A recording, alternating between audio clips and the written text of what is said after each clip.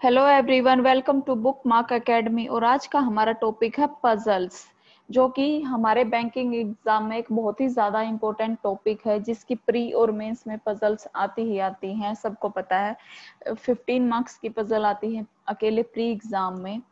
तो देखते हैं कि हमारी जो पजल्स हैं वो किस किस टाइप की होती हैं।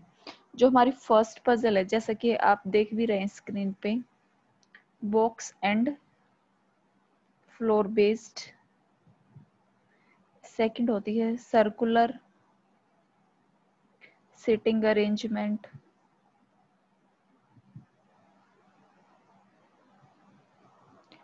थर्ड होता है लीनियर सिटिंग अरेंजमेंट। और फोर्थ होता है ब्लड रिलेशन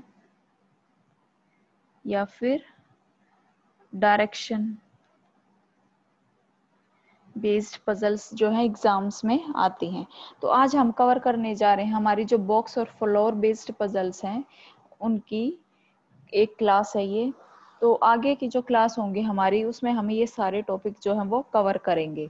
तो देखते हैं आज हमारा फर्स्ट क्वेश्चन।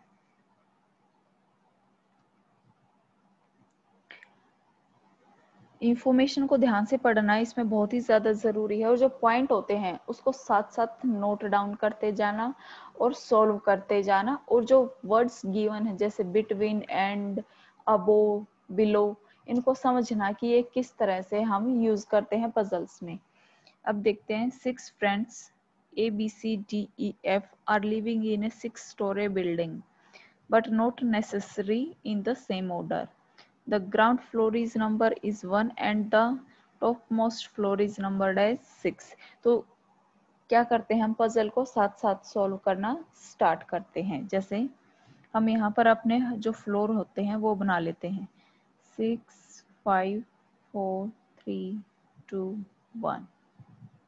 तो ये हमारे जो है वो फ्लोर बन गए हैं। अब जो भी इंफॉर्मेशन हमको गिवन होगी जिसको हम साथ साथ पुट कर सकते हैं उसको हम साथ साथ पुट कर लेंगे, अदरवाइज जो पॉइंट हमको नोट डाउन करने होंगे हम उसको नोट डाउन कर लेंगे। अब क्या बोला है, ये इंफॉर्मेशन तो इतनी हो गई जो हमने रीड कर ली। अब क्या बोला कि F lives on the top most floor। Top most floor कौन सा है, 6th। तो F को हम इधर बिठा देते हैं। वैसे तो इसमें जो प्री लेवल की पजल होती है उसमें पॉसिबिलिटी बनाने की जरूरत नहीं है, उसको हम थोड़ा सा दिमाग लगाकर एक ही पॉसिबिलिटी में सॉल्व कर सकते हैं, लेकिन फिर भी क्या है बना लेते हैं। तो F इधर और इधर, ये हमने 2 पॉसिबिलिटी बना ली है। Only 3 people live between C and F। C और F में बिटवीन आया है, C और F के बीच में 3 पीपल रहते हैं। तो 1, 2, 3, 3 फ्लोर को छोड़कर हम यहाँ पर C को बिठा देंगे। Only 2 people live between E and D। अब हमको नहीं पता कि E और D को कहाँ बिठाना है, तो हम इसको यहाँ पर नोट डाउन कर लेते हैं कि E और D में कितने बंदे बैठे हैं, 2 बैठे हैं। The number of person living between A and B is equal to the number of people living between C and D। अब A और B के बीच में जितने भी बंदे बैठे हैं वो किसके इक्वल हैं, C और D के बीच में जितने बंदे बैठे हैं उसके इक्वल हैं। Only 2 people live between B and C। B और C के बीच में कितने बंदे हैं, 2 हैं। तो नीचे तो आ नहीं सकता, तो 2 छोड़कर ये B इधर आ जाएगा और ये B इधर आ जाएगा। अब हम देखते हैं E और D, इसको तो हम लास्ट में देखेंगे क्योंकि हमें नहीं पता कि अभी इसको कहाँ बिठाना है। जो हमारा ये दूसरा पॉइंट है इसको देखते हैं हम। A और B में जितने बंदे हैं उतने C और D में हैं। अगर A और B में, तो अगर हम A को इधर बिठा देते हैं, क्योंकि अगर हम A और B के बीच में एक फ्लोर छोड़ते हैं तो हमको D के बीच में भी छोड़ना पड़ेगा। देखते हैं, अगर A को यहाँ बिठाते हैं और D को यहाँ बिठाते हैं, D को नीचे बिठा दिया इधर मान लो, तो E को इधर बिठाना पड़ेगा। ये पॉसिबिलिटी होगी हमारी रोंग, क्योंकि क्या बोला इन्होंने, E और D के बीच में क्या है, 2 बंदे होने चाहिए।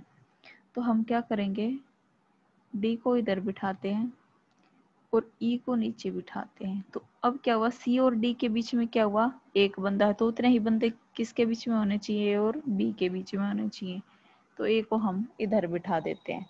तो ये जो है हमारी करेक्ट आंसर है। ये इधर वाली जो ये हमारी पॉसिबिलिटी ये है रॉन्ग है, ये हमारा राइट आंसर है।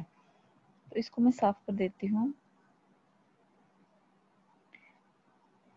अब इस तरह से हम इन क्वेश्चंस को सॉल्व करते हैं और फिर जब हम लिख लेते हैं कि हमने जो पॉइंट नोट डाउन कर ली तो हमको क्वेश्चन जो है उससे बार बार रीड करने की ज़रूरत नहीं पड़ती है।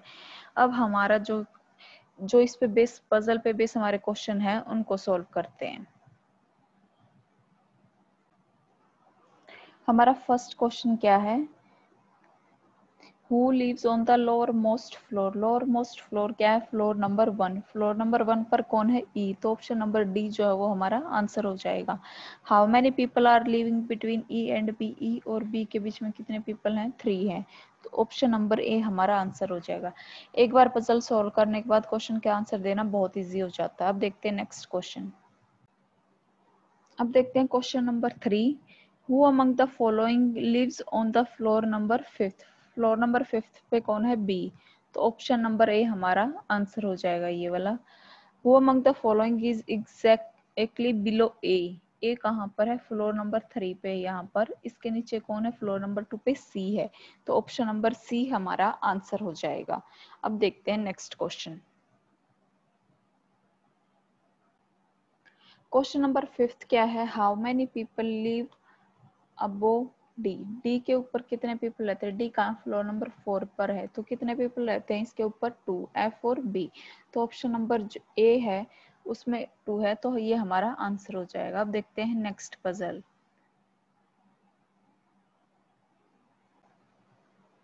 सो ये हमारी नेक्स्ट पजल है जो कि बॉक्स बेस्ड है। इससे पहले जो हमने करी थी वो थी फ्लोर बेस्ड थी। अब देखते हैं कि इसको कैसे सॉल्व करते हैं। तो वही इंस्ट्रक्शन को ध्यान से पढ़ना है। क्या है कि 7 बॉक्सेस हैं, A B C D E F G, और एक के ऊपर एक बॉक्स को रखा गया है।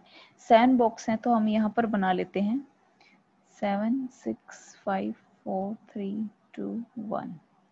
तो ये हमने हमारे जो बॉक्सेस हैं उसको बना लिया है। अब उसके बाद क्या बोला है कि they are of different shapes. उनकी डिफरेंट शेप्स है। शेप कौन कौन सी? Circle, triangle, square, hexagon, pentagon, rectangle and oval shape, but not in the same order. And the one which is oval shape is kept at the top. अब यहाँ से जो है हमारा क्वेश्चन स्टार्ट होता है। सॉल्व करते हैं कि जिसकी ओवल शेप है उसको कहाँ रखा गया है? टॉप पर। ये Oval. 2 boxes are kept between box F and B, but none of them is the topmost or bottommost position. तो यहाँ पर क्या करेंगे? इस साइड जो मैं ऑरेंज पेन से लिख रही हूँ, ये हमारे जो पॉइंट है वो नोट कर रही हूँ कि जो F और B है वो बॉटम पे भी नहीं आएगा और टॉप पर भी नहीं आएगा। और वहां पर क्या है? F और B के बीच में 2 बॉक्सेस हैं। ठीक है। Box E is circular in shape. जो E है वो सर्कुलर है। A is triangular. इसको पूरा लिखने की जरूरत नहीं है, सिर्फ हम इसकी शॉर्ट फॉर्म भी यूज कर सकते हैं। And kept at 4th position. जो A है उसको हम क्या करेंगे? यहाँ पर TRI लिख लेते हैं, बस इतना। The box which is hexagonal is kept immediately above A. तो यहाँ पर सिर्फ हेक्सा लिख देती हूँ मैं। Box B is kept at the 2nd position. तो बी हमारा आ गया यहाँ पर फ्रॉम द बॉटम। अब क्या बोला था कि एफ और बी के बीच में 2 है, तो नीचे की साइड तो आएगा नहीं, तो एफ यहाँ पर आ जाएगा फ्लोर नंबर 5 पे, बॉक्स नंबर 5 पे। तो अब आगे रीड करते हैं।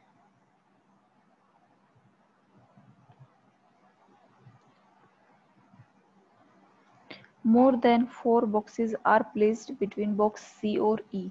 जब ये बोला जाता है कि मोर देन 4 या मोर देन 2 3, जितना भी बोला जाता है, जैसे 4 बोला है तो हमें हमेशा इसका एक नंबर ज्यादा लेना होता है, यानी कि 5, कि सी और ई के बीच में जो 5 बॉक्सेस है। 80% जो पजल हैं वो इससे सोल्व हो जाती है इस तरह से करने से। तो हम क्या करेंगे, सी और जो ई है उसके बीच में क्या आएंगे, 5 बॉक्सेस आएंगे। इस तरह से हमने इस पॉइंट को नोट कर लिया है। 2 boxes are placed between G and D. G और D के बीच में कितने आएंगे, 2 boxes आएंगे, which is rectangular in shape. तो D क्या है, rectangular है शेप में। 3 boxes are placed between box B and which is in square in shape. तो इसको हम पॉइंट नोट नहीं करेंगे, जो इंफॉर्मेशन हमको डायरेक्ट गिवन है हम उसको अपनी पजल में प्लेस करते चलेंगे। बॉक्स बी गिवन है तो स्क्वायर, और इसके बीच में कितने बॉक्स बताए, 3, तो 1 2 3 छोड़कर यहाँ पर हम लिख देंगे ये स्क्वायर, कि ये हमारा स्क्वायर हो गया, ये स्क्वायर वाला हो गया। ठीक है, उसके बाद देखते हैं कि हमको कौन सा पॉइंट फिट करना है। अब हम जो पॉइंट जिसके बीच में सबसे ज्यादा डिफरेंस गिवन होता है हम उसको उठाते हैं यहाँ, और यहाँ पर सबसे ज्यादा डिफरेंस किसके बीच में गिवन है। अब मैं इस क्वेश्चन को हटा देती हूँ इधर से,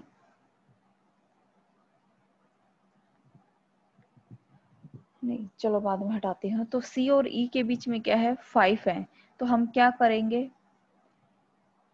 कि काउंट करते हैं। मान लो अगर हम सी या ई में से फ्लोर नंबर 1 पर रखते हैं किसी को, तो 1 2 3 4 5 छोड़कर एक जो है टॉप मोस्ट पोजिशन पे ही आएगा।